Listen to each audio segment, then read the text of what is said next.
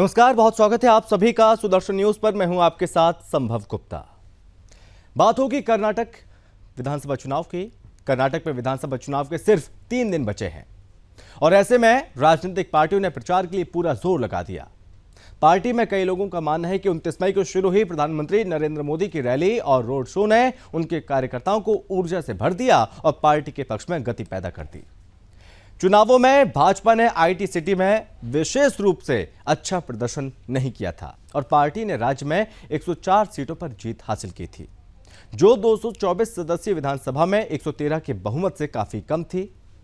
इस बार पार्टी का पूरा जोर पीएम मोदी पर लगा हुआ है और पीएम मोदी लगातार ताबड़तोड़ रैलियां कर रहे हैं।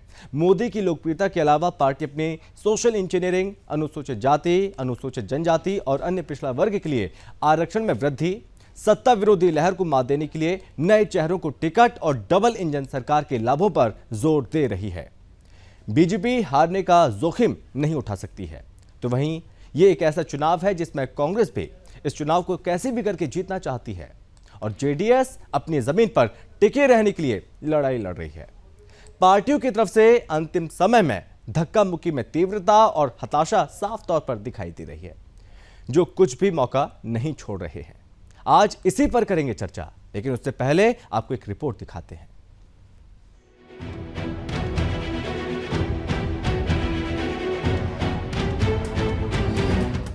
कर्नाटक विधानसभा चुनाव के लिए प्रचार अंतिम दौर में पहुंच गया है। कर्नाटक की सत्ता अगले 5 साल तक किस पार्टी के हाथ होगी, इसका फैसला सूबे के मतदाता 10 मई को करेंगे। चुनाव थमने से पहले बेंगलुरु में पीएम मोदी ने जय श्री राम और जय बजरंगबली के नारों के बीच 2 घंटे का मेगा रोड शो किया। पीएम मोदी की 8 किलोमीटर लंबी इस यात्रा को उनके समर्थकों से जबरदस्त प्रतिक्रिया मिली और लोगों ने उन पर फूलों की पंखुड़ियां बरसाईं। उनका ये काफिला बेंगलुरु शहर के पूर्वी और मध्य हिस्सों के 13 विधानसभा सीटों से होकर गुजरा। वहीं दूसरी ओर पार्टी अध्यक्ष जेपी नड्डा और गृह मंत्री अमित शाह भी चुनावी मैदान में थे। हर चुनावी मंच से आरोपों और प्रत्यारोपों का दौर जारी है। मतदान से पहले कर्नाटक के चुनाव प्रचार के केंद्र में बजरंगबली का मुद्दा छाया हुआ है। सत्ताधारी बीजेपी ने बजरंगबली के मुद्दे को लेकर कांग्रेस के खिलाफ मोर्चा खोल रखा है। बजरंगबली के नाम पर मचे सियासी घमासान के बीच इसे लेकर गृह मंत्री अमित शाह का बयान आया है। अमित शाह ने कहा कि बजरंगबली तो अपने मंदिर में ही थे। कांग्रेस पार्टी बजरंगबली को चुनाव के मैदान में लेकर आई, जहां एक तरफ अंतिम दौर के प्रचार में बीजेपी ने अपनी पूरी ताकत झोंक दी, तो वहीं कांग्रेस की ओर से खुद राहुल गांधी और प्रियंका गांधी मैदान में थे। कांग्रेस ने सरकार पर जमकर हमला बोला। शनिवार को सोनिया गांधी ने भी बीजेपी पर जोरदार हमला बोला था। बहरहाल अब देखना है कि जनता किसके वादे और दावों पर भरोसा करती है और किसे अपना रहनुमा चुनती है। News desk, Sudarshan news.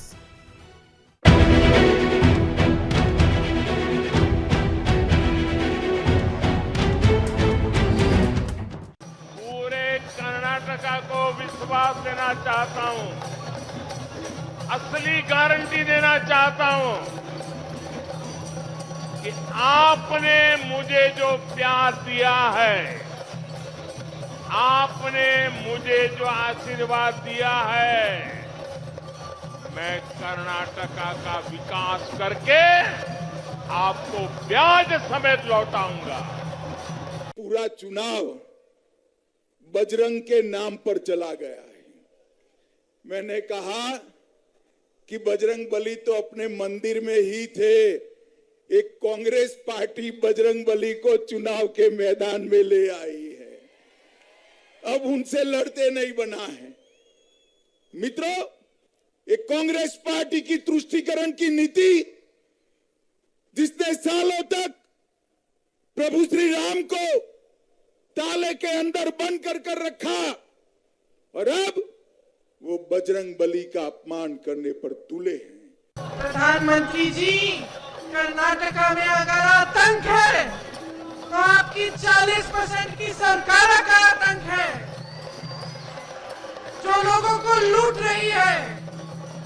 प्रधानमंत्री जी, अगर कर्नाटका में आतंक है तो महंगाई का आतंक है, जिसकी वजह से लोग अपनी रोजाना के जीवन में मुश्किलों का सामना कर रहे हैं।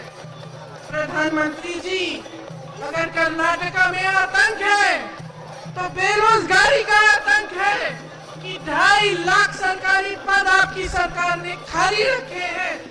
तो कांग्रेस और जेडीएस और साथ ही बीजेपी अपनी अपनी जमीन पर डटे हुए हैं। इसी के साथ कांग्रेस, जिसने भ्रष्टाचार सहित कई मुद्दों पर भाजपा को बैकफुट पर लाकर अच्छी शुरुआत की थी, आते आते आखिरी ओवरों में थोड़ी लड़खड़ाई भी, जब उसके खिलाफ नेताओं ने पीएम के खिलाफ व्यक्तिगत आक्षेपों का सहारा लिया और बजरंग दल पर प्रतिबंध लगाने की बात की। अपने घरेलू मैदान में खोई हुई जमीन को फिर से हासिल करना कांग्रेस की प्राथमिकता होगी, क्योंकि मोदी सहित भाजपा के शीर्ष नेता, बड़े नेता भाजपा के आधार को मजबूत करने के लिए लगातार इस क्षेत्र का दौरा कर रहे हैं। आज इसी पर करेंगे चर्चा। मेहमान भी हमारे साथ जुड़ गए हैं। सबसे पहले परिचय करवाते हैं। हमारे साथ हैं बीजेपी प्रवक्ता है खेमचंद्र शर्मा जी। खेमचंद्र जी, बहुत स्वागत है आपका। एसके दत्ता है, राजनीतिक विश्लेषक हैं। दत्ता सर, बहुत स्वागत है आपका भी। इमरान पाशा है, जेडीएस प्रवक्ता। इमरान जी, बहुत स्वागत है आपका भी। और इसी के साथ हमें ज्वाइन कर रहे हैं कांग्रेस नेता आदेश भारद्वाज जी, हमें ज्वाइन कर रहे हैं। आप सभी मेहमानों का बहुत बहुत स्वागत है। और आदेश जी, मैं शुरुआत आपसे ही करूंगा। आप तक आवाज पहुंच रही है आदेश जी? आदेश जी, आप मुझे सुन पा रहे हैं क्या? शायद नहीं सुन पा रहे अभी। खेमचंद्र जी, आप तक मुझे मेरी आवाज पहुंच रही है आप तक? जी, आवाज आ रही है आपकी? जी। खेमचंद्र जी, चलिए शुरुआत आपसे कर लेते हैं। आप सत्ता में थे, काम की बात होनी चाहिए थी, विकास की बात होनी चाहिए थी, लेकिन बीजेपी को लग रहा है कि बजरंगबली एक जीत का माध्यम है और जिसको आगे बढ़ाया जा रहा है। भारतीय जनता पार्टी तो बजरंगबली को बीच में लाई नहीं। ये तो कांग्रेस है जो बजरंगबली को बीच में लाई है। उन्होंने बोला है कि वे बजरंग दल पे बैन लगा देंगे। भारतीय जनता पार्टी ने तो कहीं नहीं बोला। इनको पीएफआई पसंद है। पीएफआई के हजारों कार्यकर्ताओं को, नेताओं को, पदाधिकारियों को ये मुक्त कर देती जब इनकी सरकार बनती है, और बजरंग दल पे ये बैन लगाना चाहते हैं। ये इनकी हिंदू विरोधी नीति को दिखाता है, हिंदू विरोधी सोच को दिखाता है। बार बार ये अपनी सोच को प्रदर्शित करते हैं। हम सभी जानते हैं हिंदू आतंकवाद का जो कंसेप्ट है वो कांग्रेस ने लॉन्च किया। भगवान राम के अस्तित्व को नकारने वाली कांग्रेस थी, भगवान राम को ताले में रखने वाली कांग्रेस थी। आज वो बजरंगबली पे सवाल उठा रहे हैं, और वो भी वहां पे जहां बजरंगबली पैदा हुए थे, उस प्रदेश में। ये अपमान आम लोग सहन नहीं कर रहे हैं, और उन्होंने जो विरोध किया है उस विरोध का सामना कांग्रेस नहीं कर पा रही है। भारतीय जनता पार्टी तो लगातार जो डबल इंजन सरकार की उपलब्धियां हैं उनको गिना रही है। किस तरीके से आदरणीय प्राइम मिनिस्टर मोदी जी के नेतृत्व में किसानों की मदद की जा रही है, किस तरीके से आदरणीय प्राइम मिनिस्टर मोदी जी के नेतृत्व में 4 लाख करोड़ से ज्यादा का खर्चा करके फ्री राशन की व्यवस्था की गई है, किस तरीके से आदरणीय प्राइम मिनिस्टर मोदी जी के नेतृत्व में सभी को फास्टेस्ट रेट पे वैक्सीन लगाई गई, सबसे ज्यादा वैक्सीन लगाई गई, आज लाखों लोग बचे हैं, तो उसका श्रेय आदरणीय प्राइम मिनिस्टर मोदी जी को जाता है। किस तरीके से जो इंफ्रास्ट्रक्चर का डेवलपमेंट है वो तेजी से कर्नाटक में हो रहा है, किस तरीके से भारतीय जनता पार्टी के नेतृत्व में गांव गरीब की सहायता की जा रही है, हर गांव और छोटे टाउन में इंफ्रास्ट्रक्चर को मजबूत किया जा रहा है ताकि गांव के व्यक्ति को गांव में काम मिल सके, किस तरीके से न्यू टेक्नोलॉजी को बढ़ावा दिया जा रहा है, एआई और 5G इनेबल लैब स्थापित की जा रही है ताकि फ्यूचर में हमारे लोगों को काम मिल सके। कांग्रेस ने जो बात कही थी उसको वापस ले लिया, लेकिन आप उसी बात पर डटे हुए हैं। ये कहाँ वापस लिया? इन्होंने तो घोषणा पत्र में रिटर्न में दिया है, वापस ले तो लिया है। वापस ऐसे नहीं होता ना कि आप एक बार एक पूरे समाज का आप इस तरीके से, आप एक समाज का तो साथ देते हो, दूसरे समाज का विरोध करते हैं। आप हिंदुओं को इस तरीके से अपमानित करते हैं, और वो भी रिटर्न में घोषणा पत्र में ये लिखते हैं कि हम बजरंग दल पर बैन लगा देंगे, पीएफआई के साथ कंपैरिजन करते हैं। इससे लोगों की जो भावना है वो आहत हुई है, तो लोग इसको सहन नहीं कर रहे हैं। और आदेश जी, अभी आप मुझे सुन पा रहे हैं? आदेश जी, प्राइम मिनिस्टर मोदी जी ने पर्सनल अटैक किया है। सुन पा रहे हैं? ठीक है आदेश जी, कांग्रेस के हथियार 40% कमीशन, ओबीसी, वोकल इंडिया, इस कार्ड को खेल रही थी कांग्रेस पार्टी, लेकिन यहां पर बीजेपी ने कह दिया कि जाति से ज्यादा हम धर्म का कार्ड खेलेंगे। देखिए संभव जी, भारतीय जनता पार्टी ने पिछले इतने सालों से वहां पे शासन कर रही है, 3.5 साल से ज्यादा हो गया, एक भी काम अपना उपलब्धि भारत सरकार की वहां की नहीं गिनवाती जो है। महंगाई आसमान छू रही है, बेरोजगारी वो आसमान छू रही है, भ्रष्टाचार कितना है किसी से छिपा हुआ नहीं है, लोग परेशान हैं, किसानों की आमदनी का बिल्कुल कोई ख्याल नहीं है, किसानों की लागत पहले से ज्यादा हो गई है। इन मुद्दों पे हम वहां पे चुनाव लड़ रहे हैं, हम इसमें राहत देंगे। हमने 1.5 लाख करोड़ रुपए जो है किसानों को देंगे, नौजवानों लेकिन को आदेश जी, 3,000 रुपए बजरंग बली को बीच में क्यों लेकर आ गए फिर आप? 3,000 महीना देंगे जी। ये लोगों के लिए वहां की जरूरतें हैं। ठीक है, वो आप देंगे, अलग बात है। प्रदेश का विकास हो, ये महत्वपूर्ण है। इन्होंने आदेश जी, विकास की बात होनी चाहिए थी, लेकिन आप बजरंग दल को बीच में क्यों ले आए? पीएफआई से तुलना क्यों कर दी बजरंग दल की आपने? हमने नहीं, आप गलत कह रहे हैं। हमने कोई पीएफआई से तुलना नहीं की, लेकिन ये लोग हनुमान जी की तुलना। क्या आपने नहीं कहा कि पीएफआई के साथ बजरंग दल को भी बैन करेंगे? किसी भी व्यक्ति आदेश जी, किसी संगठन की तुलना नहीं हो सकती। आदेश जी, क्या आपने नहीं कहा कि बजरंग दल को बैन करेंगे सत्ता में आते ही? क्या आपने नहीं कहा? नहीं, संभव जी, जो भी कोई उपद्रव फैलाएगा, प्रदेश के अंदर अराजकता फैलाएगा, भाईचारा खत्म करेगा, वो कोई भी संगठन हो। और गोवा के मुख्यमंत्री 21 अगस्त 2014 को मनोहर पारीकर जी ने श्री राम सेना के ऊपर बैन लगाया था। क्या भारतीय जनता पार्टी के मुख्यमंत्री थे मनोहर पारीकर जी। ऐसी बातें आप करते हैं 2014 को आप बजरंग दल पे बैन लगाने की बात करते हो, पीएफआई के लोगों को आप छोड़ते हैं। ये आपकी दोहरी श्री राम सेना ने बहुत जगह पर उपद्रव फैलाया था। आपके हिंदुत्व की सोच को दिखाता है। आप डेवलपमेंट की बात नहीं करते, आप किसानों को देने की बात करते और आप ये नहीं बताते कि आपने अभी राजस्थान में जो बड़े बड़े वायदे किए थे वो क्यों नहीं पूरे किए। आपने हिमाचल में जो बड़े बड़े वायदे किए थे वहां की जनता अभी भी इंतजार कर रही है, क्यों नहीं पूरे किए। आप करना क्या चाहते हैं? आप सिर्फ और सिर्फ नकारात्मक राजनीति करना चाहते हैं। इसके अलावा आपके पास ना कोई नेता है ना नीति है। भारतीय जनता पार्टी ऐसी सरकार है, ये ऐसी सरकार है जिसकी करनी और करनी में अंतर है। भारतीय जनता पार्टी जो कहती है वो करती नहीं है। राजीव गांधी करनी और करनी में अंतर है, जिसका जीता जागता उदाहरण है कि जब डॉलर 55 रुपए का था तो इसको 42 रुपए बताते थे, आज उसको 84 रुपए पहुंचा दिया है। आज डॉलर को 55 रुपए से 84 रुपए पहुंचा दिया है। रोजगार कम हो गया, आमदनी कम हो गई है। कांग्रेस है जो पूरी तरह बर्बाद कर दिया है, देश को पूरी तरह बर्बाद कर दिया है। भारत में भगवान श्री राम के द्वारा बताई हुई बातों का अनुसरण नहीं करते, गीता में लिखी हुई बातों का अनुसरण नहीं करते। आज लोग कहीं ना कहीं परेशान है। इसलिए तो आदेश जी, विकास की बात होनी चाहिए, और भी कई मुद्दे हैं उन पर बात होनी चाहिए। आप बजरंग दल पर बैन लगाएंगे? वहां पे 86 लाख रोजगार कम हो गए हैं। ठीक है, व्यापार कम हो गया है। इमरान पाशा जी, वहां के जो है इमरान जी, क्योंकि सीधी टक्कर कांग्रेस और बीजेपी में नजर आ रही है। किसी ने बजरंग बली का दांव चल दिया तो कोई गारंटी कार्ड दे रहा है, लेकिन यहाँ पर जेडीएस की क्या भूमिका है? पुरानी कहावत है कि खाली घड़ा ज्यादा शोर करता है।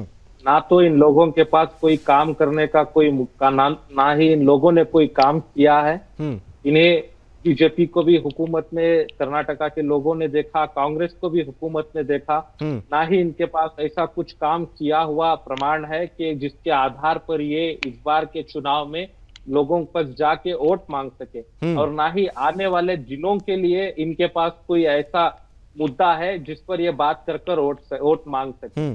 तो रही बात, बच जाता है सिर्फ जात पात धर्म की राजनीति, जो कि बीजेपी हमेशा से करते आ रही है। वो हर बार के चुनाव में, किसी भी प्रदेश का चुनाव ले लीजिए, हर प्रदेश में जात को मुद्दा बनाकर, जात पात को, मजहब को मुद्दा बनाकर ही वो इलेक्शन लड़ते आ रही है।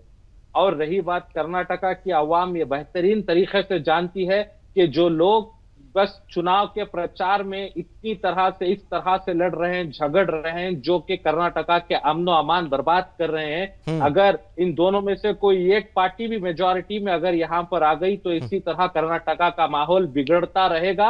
और यहाँ के लोगों के जो बच्चे हैं इन दंगाइयों के हाथों फसाद में मुब्तला होंगे। इमरान जी, आपकी क्लोजनेस किससे है, बीजेपी के साथ या कांग्रेस के साथ?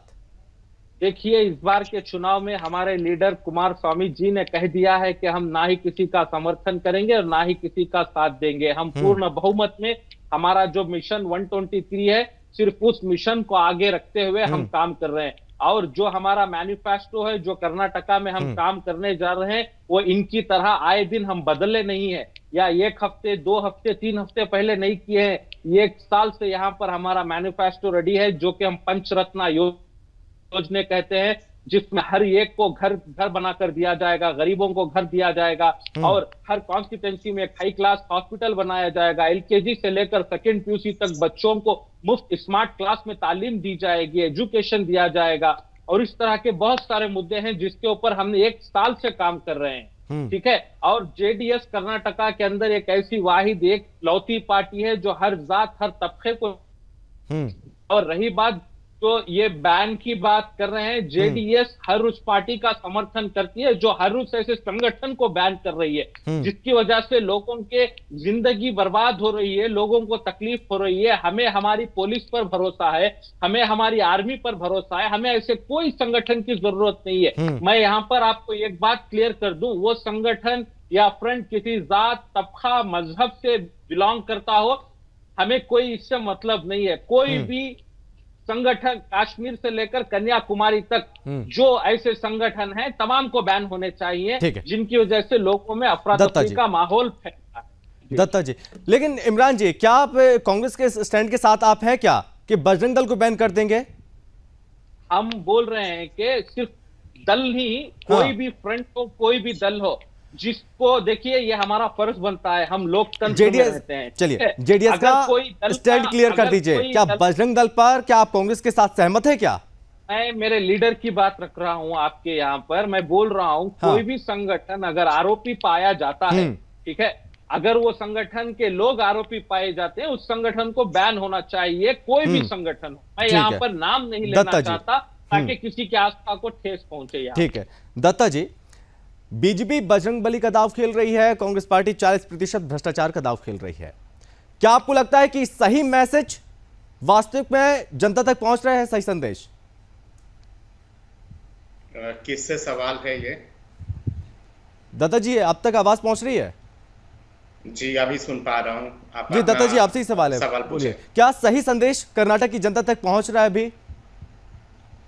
देखिए, मैं अपनी बात ही रखता हूं सबसे पहले जय श्री राम और जय बजरंगबली बोल के, और मैं तो अपेक्षा करूंगा कि कांग्रेस पार्टी मुझे बैन करे और भारत से निकाले इस बात के लिए। अब बात आती है, मैं कॉम्पेरेटिव एनालिसिस करके बताता हूं कि माहौल क्या बना है कर्नाटका में।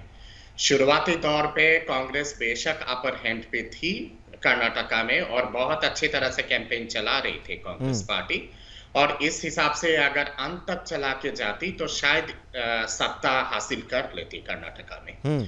पर कांग्रेस ने अपने ही जोश में या फिर ओवर कॉन्फिडेंस में ऐसे मूर्खता की है, वो कहते हैं ना कि विनाशकालीन विपरीत बुद्धि।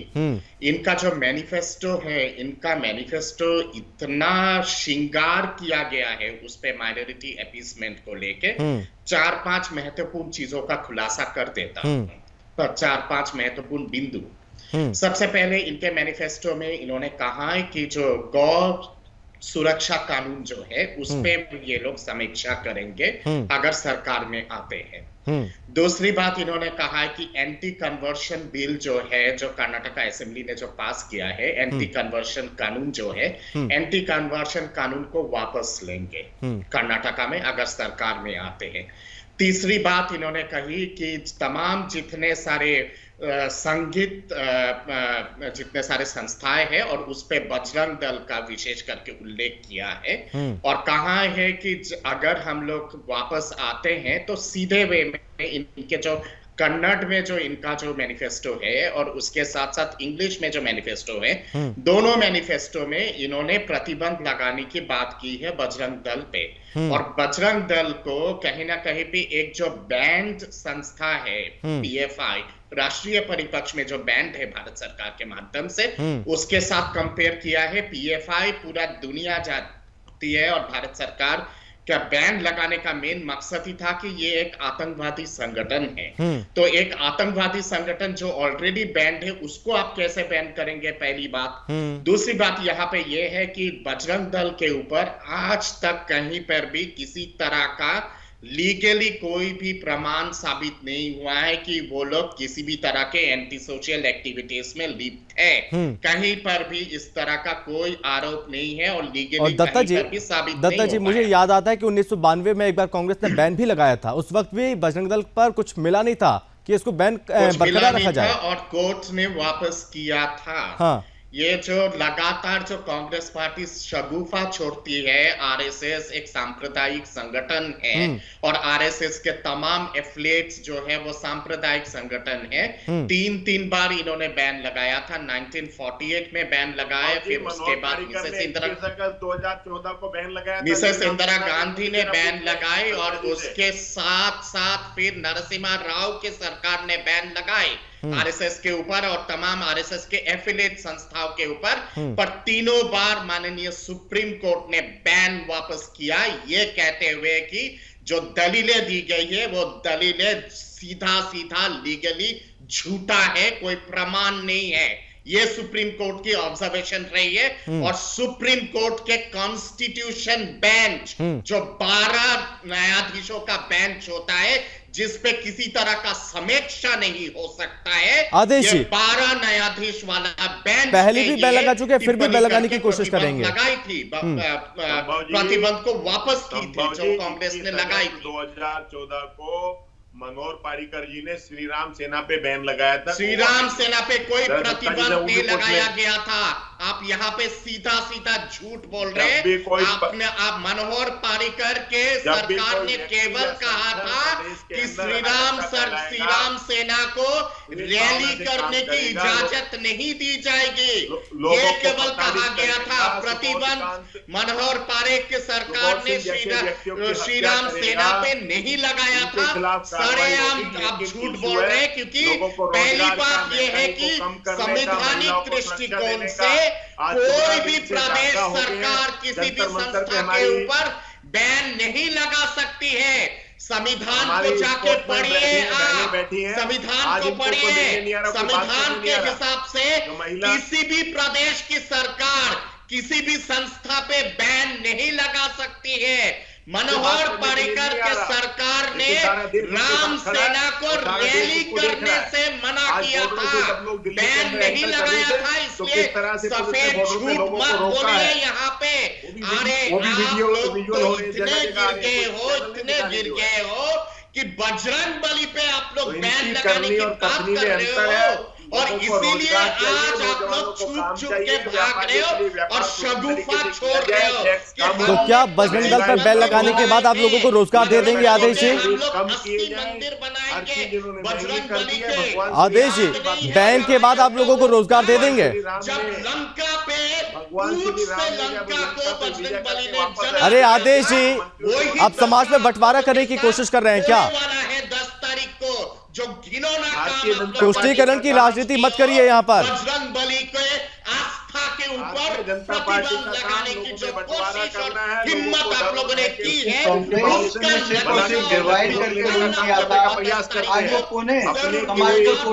एक सेकंड इमरान जी, मैं आपके पास आऊंगा भी। क्या है और एक भी सरकार अपने द्वारा किए गए एक भी काम को नहीं बताती कि नोटबंदी के क्या फायदे हुए। नहीं आपने कितने काम बता दिए आदेश जी? आपने कितने काम बता दिए? आपने क्या काम किया? आपने कितने काम गिना दिए कर्नाटक में? आपने क्या किया? आपने सीधे तौर पर कह दिया कि बजरंग दल को बैन कर देंगे। अरे भाई, गुंडा है बजरंग दल? गुंडा है कि आतंकवादी है? क्या है बजरंग दल? जानते हैं, समझते हैं आप बजरंग दल को? कि बजरंग दल आतंकवादी संगठन है? बजरंग दल को समझते आदेश जी, जिस पर बैन लगाना चाहिए था उस पर आप बैन नहीं लगा पाए। कौन सा कोर्ट का डिसीजन है, जरा बताइए मुझे। किस कोर्ट ने कहा है, कौन सा कोर्ट ने कहा है कि बजरंग दल एक आतंकवादी संगठन है? किस कोर्ट ने कहा है कि बजरंग दल गैर कानूनी काम करती है? खुलासा कीजिए, दलील दीजिए मुझे, कहां पे ये प्रमाण है? कौन सा गृह मंत्रालय का रिपोर्ट है? कौन सा गृह मंत्रालय का रिपोर्ट है? ये कहते हुए आपकी यूपीए सरकार की गृह मंत्रालय का रिपोर्ट का खुलासा कीजिए, मुझे बताइए कि बजरंग दल एक गैर कानूनी संस्था है या फिर आतंकवादी संस्था है। साबित करवाइए। ये प्रतिबंध लगाने की कुछ दलीलें होती है। दत्ता जी कपड़े पहनने ये बात कह दिया था, किस आधार पे? और आदेश जी, कोई टीका लगाने से, माला पहनने से हिंदू नहीं बन जाता है। के चलते आदेश जी, जो मंदिर मंदिर के चक्कर लगाते हैं आपके नेता, वो हिंदू नहीं बन जाते। आपके ही नेता मंदिर मंदिर जाते हैं, उन्हें याद आता कि कब टोपी पहननी है, उनको याद आता है कब हमको तिलक लगाना है और कब हमको जनेऊ पहनना है। उनको चुनाव के समय ही याद आता है कि हम हिंदू हैं, हमसे बड़ा हिंदू कोई नहीं है। आप शायद भूल जाते हैं आदेश जी। सोच समझकर अपनी बातें कहिए। आप एक नेशनल चैनल पर बैठे हुए हैं आदेश जी। आज पुलिस के इंस्पेक्टर थे, वहां के एसएचओ थे, उनकी हत्या कर दी गई। प्रियंका वाड्रा चलिए, और राहुल जी हेमचंद जी बोलिए। इशू है वहां के डेवलपमेंट का, प्रदेश की तो डेवलपमेंट में बात कीजिए ना आप। आप डेवलपमेंट में बात नहीं करेंगे, आप समाज में बंटवारा करने की कोशिश करेंगे। चलिए हेमचंद जी जल्दी से, उसके बाद मैं इमरान जी के पास जाऊंगा। चलिए आदेश जी, एक मिनट तो लेते हैं। दत्ता जी एक मिनट। ये विदेशियों से कहते हैं कि भारत में आओ, आप इंटरवेंशन करो, आप मोदी जी को हटाने में सहायता करो। ये सेनाओं का मजाक उड़ाते हैं, हमारे दुश्मनों के साथ खड़े होते हैं। आज कर्नाटक की देश प्रेमी जनता है, वो कांग्रेस का विरोध कर रही है, कांग्रेस के साथ नहीं खड़ी हुई है। ये 85% कमीशन लेने वाले हैं। इनके पास ना नेता है ना नीति है। ये लगातार डिस्ट्रक्ट की बात करते हैं, समाज को तोड़ने की बात करते हैं, माइनॉरिटी को अलग से रिजर्वेशन देने की बात करते हैं। क्यों? अरे हमारे संविधान में ही नहीं है कि माइनॉरिटी को इस तरीके से रिजर्वेशन दिया जाए। और ये लोग इमरान जी कुछ कह रहे थे, पहले सुन लेते हैं। अपीजमेंट, और भारतीय जनता पार्टी का काम है डेवलपमेंट, भारतीय जनता पार्टी का काम है सेवा, और भारतीय जनता पार्टी के सेवा और डेवलपमेंट के साथ आज जनता खड़ी है। ठीक है, सेवा हो गई अभी। इमरान जी बोलिए। आदरणीय मोदी जी की रैली और आदरणीय मोदी जी का जो रोड शो, उसमें लाखों लोग उमड़ रहे हैं। अगर आप इमरान जी बोलिए। जो प्रवक्ता है, अगर उनको साइलेंट करेंगे तो मैं कुछ बात करना चाहूंगा। ठीक है, आप बोलिए।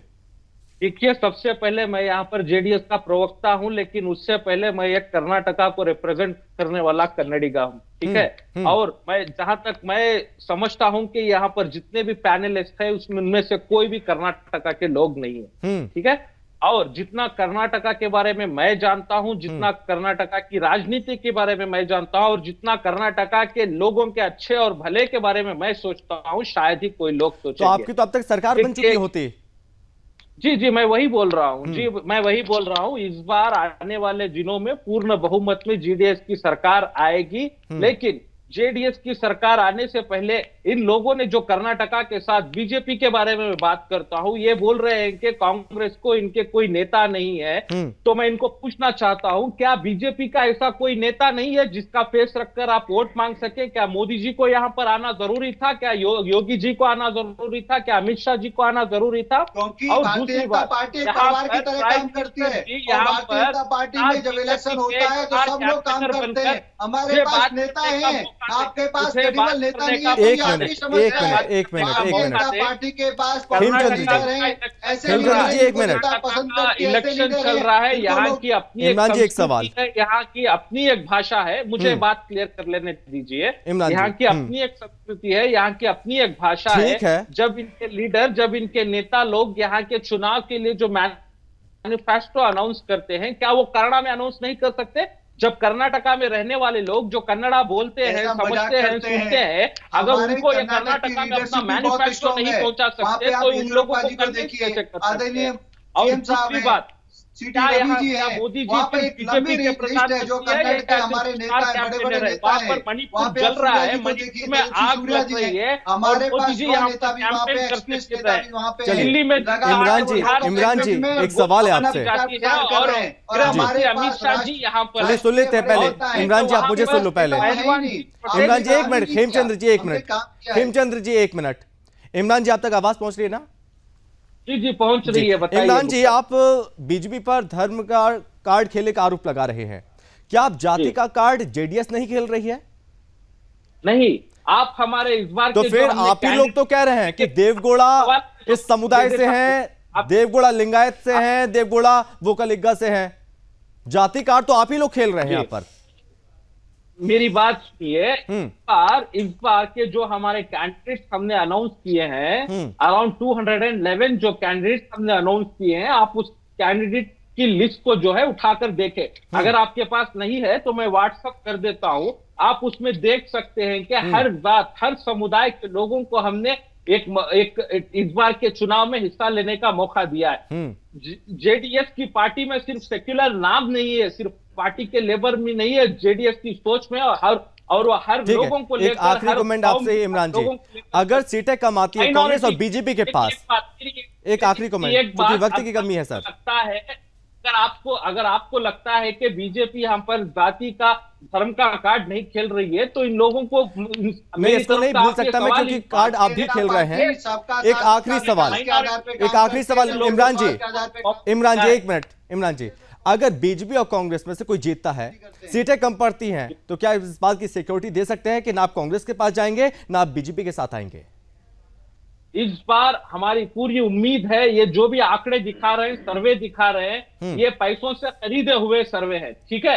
इस बार हमारी हुकूमत यहाँ पर पूर्ण बहुमत से आएगी और ये बात आप हर बार कहते हैं, ये बात आप हर बार कहते हैं, हुकूमत बनाएंगे, क्योंकि और जनता की पावर पर आप सवाल खड़ा करते हैं।